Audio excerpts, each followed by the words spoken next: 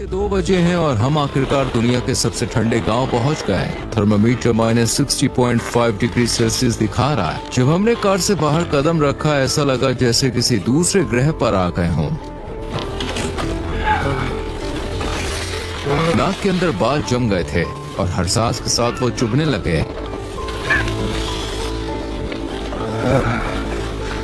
यहाँ की सूखी हवा इतनी तेज है कि हमें लगातार खांसी आने लगी। ओमेकॉन में करीब 800 लोग रहते हैं, जो 1.5 स्क्वायर किलोमीटर के इलाके में फैले हुए हैं। यहाँ बाहर किसी और को देखना लगभग नामुमकिन है, जैसे मानो इस जगह पर वक्त ही थम गया हो। बहुत ज्यादा ठंड है।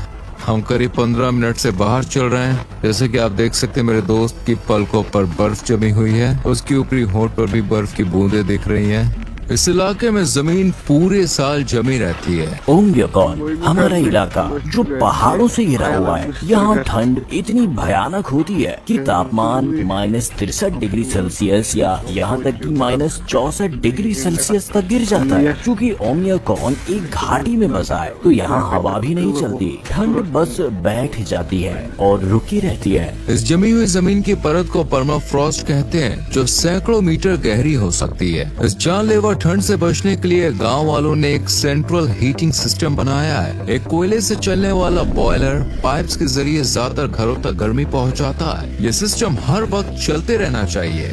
अगर थोड़ी देर भी बंद हो जाए तो सबकी जान खतरे में आ सकती है। यहाँ के घर अंदर से आम गाँव के घरों से बिल्कुल अलग होते हैं। सेंट्रल बॉयलर से जुड़े हीटिंग पाइप्स हर कमरे से होकर गुजरते हैं ताकि घर गर्म रह सके। जमी हुई जमीन पर घर बनाने के लिए पहले मोटी लकड़ी की बीम बिछाई जाती है ताकि एक फ्लैट बेस मिल सके। फिर उसमें मेन लकड़ियां लगाई जाती हैं। उसके बाद 30 सेंटीमीटर मोटा सा फ्लोर बिछाया जाता है। फिर इंसुलेशन और लास्ट में फिनिशिंग फ्लोर आता है। हर दीवार 7 लेयर से बनी होती है। बाहर लकड़ी, फिर मेन इंसुलेशन के लिए बसाल्ट फूल, इसके बाद प्लास्टर, जाली, फोम इंसुलेशन, फिर एक और प्लास्टर की परत और आखिर में अंदर की तरफ लकड़ी का पैनल। खिड़कियां ट्रिपल ग्लेज्ड होती है, जो इस हड्डी जमा देने वाली ठंड के खिलाफ एक मजबूत ढाल बनाती है। अटारी को भूसे और मिट्टी से इंसुलेट किया गया है। इन सब के साथ एक स्टोव या हीटिंग सिस्टम मिलकर घर को पूरी तरह से गर्म रखता है। लगभग हर घर में एंट्रेंस रूम को जानबूझकर बिना हीटिंग के छोड़ा जाता है। हम अपने घर के सामने वाले कमरे में सब कुछ फ्रीज करके रखते हैं। देखो, ये फ्रिज नेचुरल फ्रिज है। यहाँ मैंने दूध और मीट फ्रीज करके रखा है। सब कुछ ठंड में ही स्टोर होता है। जैसा आप देख सकते हैं, घर के एंट्री वाले पहले 2 कमरे स्टोरेज और फ्रिज की तरह इस्तेमाल होते हैं। ये बिना गर्मी वाले कमरे ठंड के खिलाफ एक बफर की तरह भी काम करते हैं। कमरे के अंदर, खासकर छत पर, आप बर्फ और बर्फ के क्रिस्टल साफ देख सकते हैं। ओमेकॉन में दिन जल्दी शुरू हो जाता है, जो कि इस वक्त तक अपने बाड़े में पहुंच चुकी होती है। यहाँ के पशुपालक गाय के थन पर कपड़ा लपेटते हैं ताकि वो नाजुक हिस्सा फ्रॉस्ट बाइट से बचा रहे और साफ भी रहे। अब थन जमने का खतरा नहीं रहता, लेकिन जैसे ही दूध निकलना शुरू होता है, हमें बहुत सावधानी रखनी पड़ती है। ओमेकॉन की इस एक्सट्रीम ठंड की वजह से किसी भी घर में पानी की पाइपलाइन नहीं जाती है, क्योंकि वो तुरंत जम जाएगी। गायों को हर सुबह बाहर इस ठंड में निकलना पड़ता है और नदी तक जाना पड़ता है पानी पीने के लिए। एक एक करके सब गाय बर्फ से भरे इस बर्फीले नर्क में उतरती हैं। तेजी से चलती हैं क्योंकि उन्हें पता होता है कि बहुत देर बाहर रुकना जानलेवा हो सकता है। उनके बाल कुछ ही सेकंड्स में बर्फ से जम जाते हैं। नदी का ये हिस्सा जमा नहीं है क्योंकि यहाँ पहाड़ से सीधा ताज़ा पानी आता है। जमीन के नीचे से निकलने वाला स्प्रिंग वाटर भी इसी नदी से मिलता है और यही हिस्सा बर्फ से नहीं जमता। फिर अचानक मेरा पूरा चेहरा सुन्न हो गया। बाएं गाल की मसल बिल्कुल नहीं हिल रही थी। ऐसा लग रहा था जैसे चेहरा पैरालाइज हो गया हो। जब मेरी नाक जमने लगी तो ये टोकियो ने फौरन देख लिया।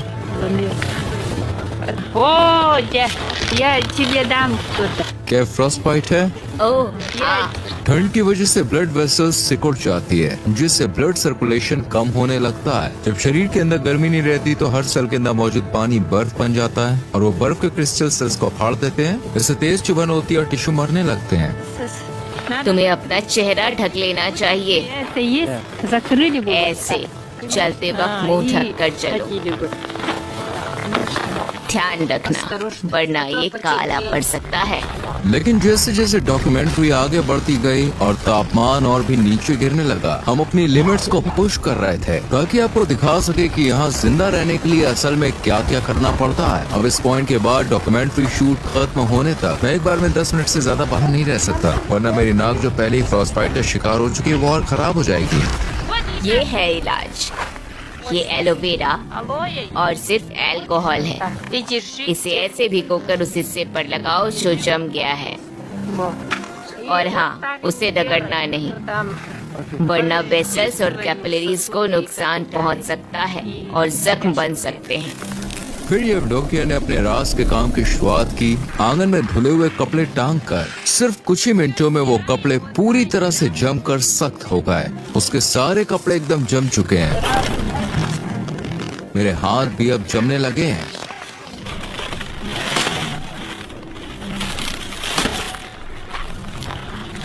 इसके बाद वो सीधे अपने बाड़े की तरफ गए गायों का दूध निकालने के लिए।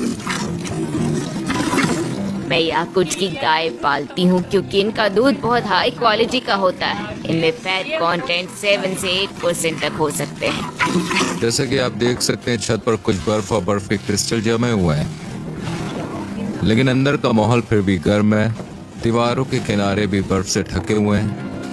छत से कुछ पानी की बूंदें टपक रही हैं जो अंदर की नमी की वजह से है। पूरा कमरा घास, गर्म दूध और जानवरों की एक सौंधी सी खुशबू से भरा है। अब हम मिलने जा रहे हैं घोड़ा पालक से। हम देखेंगे याकुत के जंगली घोड़ों को उनके असली घर में। मिखाइल, रूही, ये रहे याकुत घोड़े। यहाँ की हालत इतनी सख्त है कि सिर्फ यही घोड़े खुद को इस माहौल में ढाल पाए हैं। आज तापमान कितना है? यहाँ का तापमान करीब -50 डिग्री सेल्सियस है और बाहर ज्यादा देर रहना मुश्किल होता है। हमारे पास खुले मैदान में फेंसिंग का एक सिस्टम है। ये घोड़े ज्यादातर खुले में ही चलते हैं। इन याकुटियन घोड़ों को गर्म शेल्टर की जरूरत नहीं होती। ये -70 डिग्री सेल्सियस की ठंड में भी दिन रात खुले में रह सकते हैं। आम घोड़ों की तुलना में ये कद में थोड़े छोटे होते हैं, जो इन्हें सर्दियों में बाहर रहने में मदद करता है। क्योंकि छोटा शरीर मतलब कम एरिया में गर्मी बरकरार रहती है। इनका शरीर काफी फूला हुआ, मोटा और गोल दिखता है। ये इनकी मोटी फर की वजह से है और उनके खुर भी काफी लंबे हैं, जो उन्हें इस जमा देने वाली जमीन पर बहुत देर तक खड़े रहने देते हैं। इन्हें पकड़ा नहीं गया है, इन्हें बस यहाँ खाना खिलाया जाता है। इनका शरीर ही इनका खाना है। यह है घोड़े का मांस। यहाँ लोग इसे खाते हैं। जैसा आप देख सकते हैं इसमें काफी फैट है। ये एक पैकेट है घोड़े के मांस का पैकेट। ये किसी कस्टमर ने ऑर्डर किया है और इसे भेजा जाएगा। ये जो सूखे घास का ढेर आप देख रहे हैं, इसे गर्मियों में इकट्ठा करके रखा गया था। सर्दियों में यही घोड़े का मुख्य खाना होता है। खाइल ने हमें अपने घोड़े का मांस और लिवर चखने को दिया, जिसे इस इलाके में सिर्फ कच्चा और जमा हुआ ही खाया जाता है। घोड़े का कच्चा मांस। इसमें ढेर सारे विटामिन और जरूरी न्यूट्रिएंट्स होते हैं। क्योंकि यहाँ फल सब्जी नहीं होती, तो हमें सारे विटामिन मीट से ही मिलते हैं। इसका स्वाद बर्फ जैसा कुछ महसूस नहीं हो रहा, क्योंकि ये पूरी तरह से जमा हुआ है। और ये है लिवर। ओमिकन में जनवरी के महीने में दिन की रोशनी सिर्फ करीब 4.5 घंटे तक रहती है। अभी दोपहर के 3 बजे हैं। अंधेरा छा रहा है और हम आज का दिन यहीं खत्म कर रहे हैं।